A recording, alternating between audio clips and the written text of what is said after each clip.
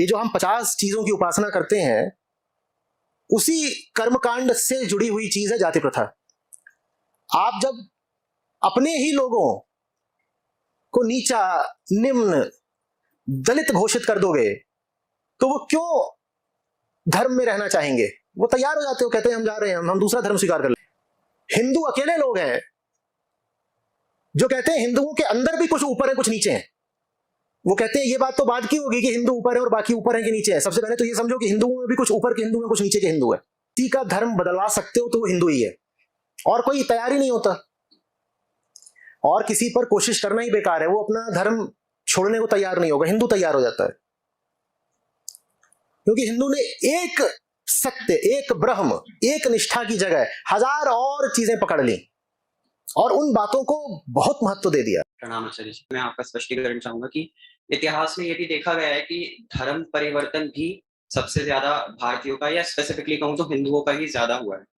तो उस पर भी मैं आपसे कुछ स्पष्टीकरण चाहूंगा कि ऐसा इतनी आसानी से क्यों धर्म परिवर्तन हो जाता है हिंदुओं का। देखो, एक भूल हो गई है। जो पूरा सनातन धर्म है वो एक की उपासना को लेकर के है। सत्यनिष्ठ है सनातन धर्म, और सत्य के अतिरिक्त किसी पर निष्ठा नहीं होनी चाहिए।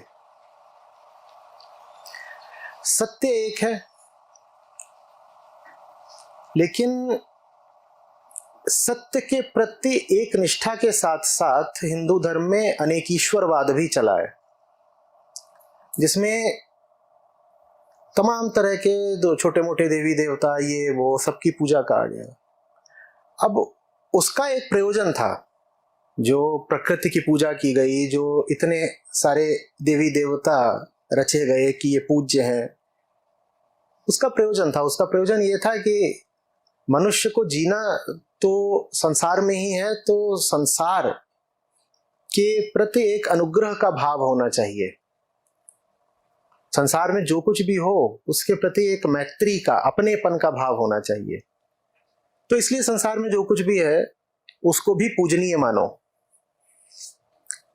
लेकिन हुआ क्या कि इस चक्कर में हिंदुओं ने संसार को ही पूजना शुरू कर दिया। वो जो एक ब्रह्म है उसको बिल्कुल भूल गए। हमने उस मूर्ति को ही भगवान समझ लिया। मूर्ति के सामने मुक्ति को हमने भुला दिया जाता। आप एक आम हिंदू का पूजा घर देखें, उसमें 40 मूर्तियां, पोस्टर, छोटा बड़ा पता नहीं क्या क्या सब रखा होता है कि नहीं? निष्ठा बट गई। इस बटी हुई निष्ठा में अब बल नहीं रह जाता। वहां से फिर ये प्रश्न आ रहा है कि दुनिया में सबसे ज्यादा धर्मांतरण हिंदुओं का ही क्यों हुआ, और आज भी हो रहा है। मैं इसको इस तरह से रखना चाहूंगा कि दुनिया में सबसे ज्यादा हिंदू ही क्यों हैं जो धर्म परिवर्तन करना स्वीकार कर लेते हैं। एक के प्रति आपकी निष्ठा, वफादारी, प्रेम, समर्पण होना चाहिए। एक के प्रति किसी का धर्म बदलवा सकते हो तो वो हिंदू ही है, और कोई तैयार ही नहीं होता, और किसी पर कोशिश करना ही बेकार है। वो अपना धर्म छोड़ने को तैयार नहीं होगा, हिंदू तैयार हो जाता है। क्योंकि हिंदू ने एक सत्य, एक ब्रह्म, एक निष्ठा की जगह हजार और चीजें पकड़ ली और उन बातों को बहुत महत्व दे दिया। और वो जो और 70 चीजें पकड़ी, ठीक उन्हीं से जुड़ी हुई चीज जाति प्रथा भी है। ये जो हम 50 चीजों की उपासना करते हैं, उसी कर्मकांड से जुड़ी हुई चीज है जाति प्रथा। आप जब अपने ही लोगों को नीचा, निम्न, दलित घोषित कर दोगे तो वो क्यों धर्म में रहना चाहेंगे? वो तैयार हो जाते हो, कहते हैं हम जा रहे हैं, हम दूसरा धर्म स्वीकार कर लेंगे। हमें मिल भी क्या रहा है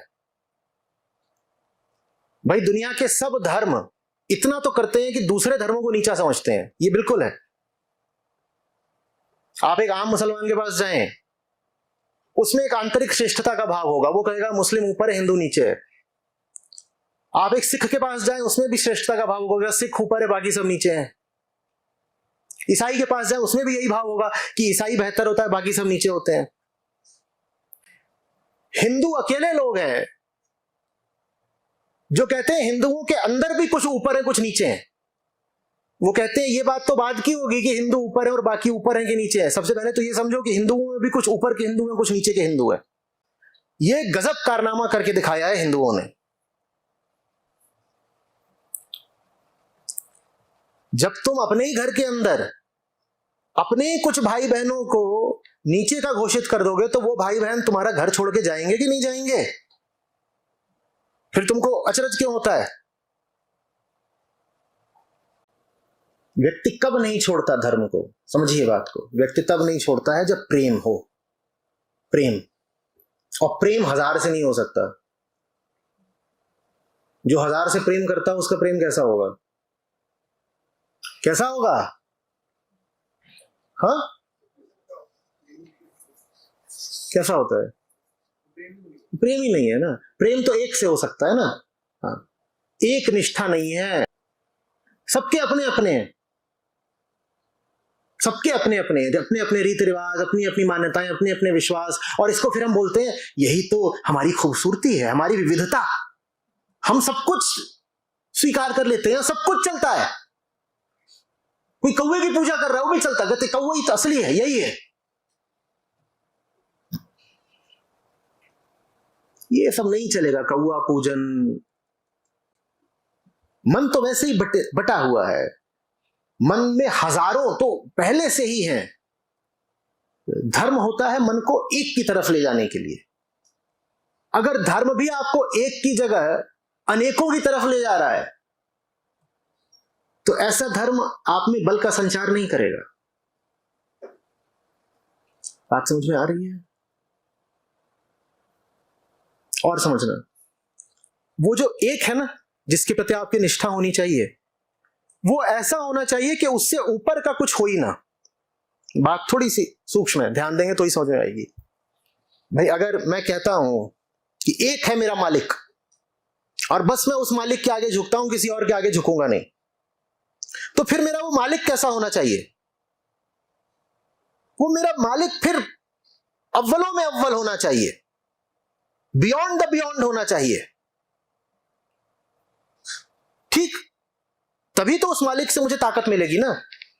अब अगर मैंने अपना मालिक ही ऐसा बना लिया जिसको लेकर के 100 कहानियां मैंने ही रची हैं, तो उस मालिक को लेकर के वाकई मुझ में विश्वास ही कितना आएगा? दिल ही दिल तो मैं जानता हूं ना कि उस मालिक को लेकर कहानियां भी तो मैंने ही बनाई हैं।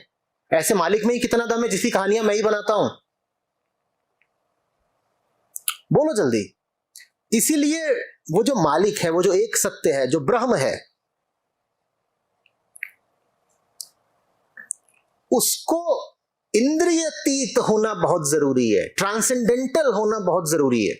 वो ऐसा होना चाहिए जिसके बारे में ना तुम सोच सको ना कुछ कह सको। वही समस्त उपनिषदों का लक्ष्य है। उसी की बात बार बार भगवत गीता में हुई है।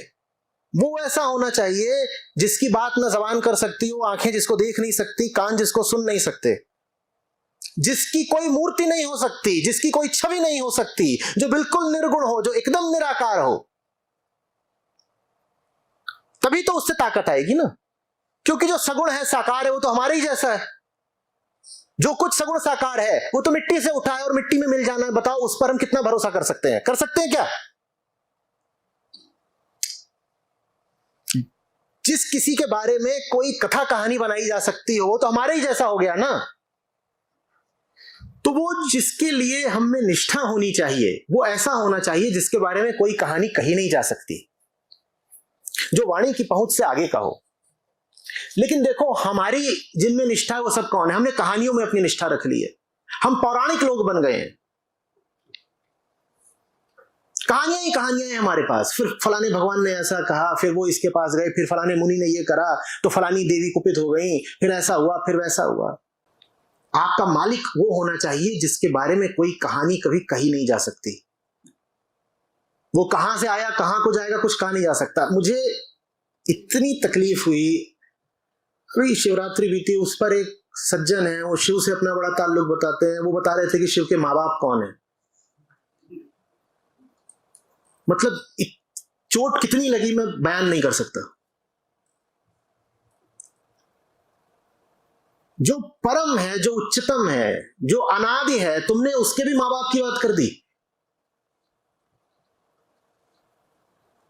जिसका माँ बाप है कोई, वो तो फिर तुम्हारे ही जैसा हो गया ना।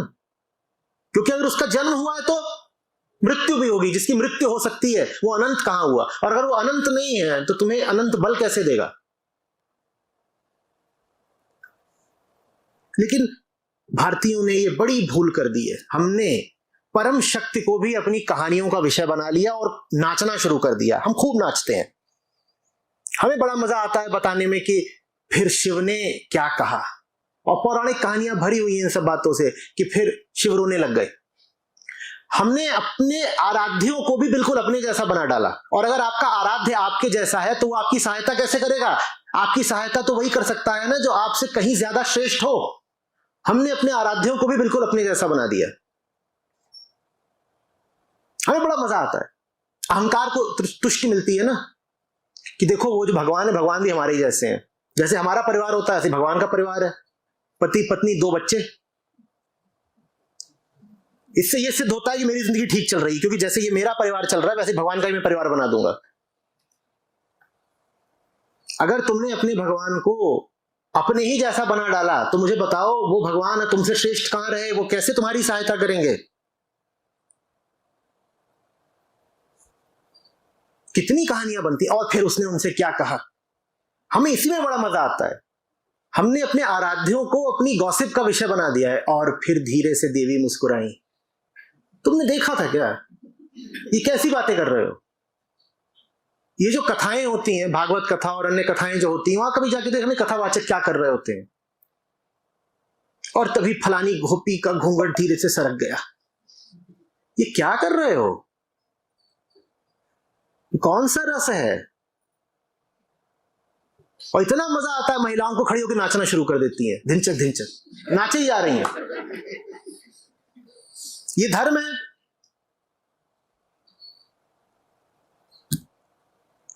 इससे बल मिलेगा, इस धर्म के भरोसे जीवन की नैया पार लगेगी। गीता से मतलब नहीं, उपनिषद से कोई मतलब नहीं।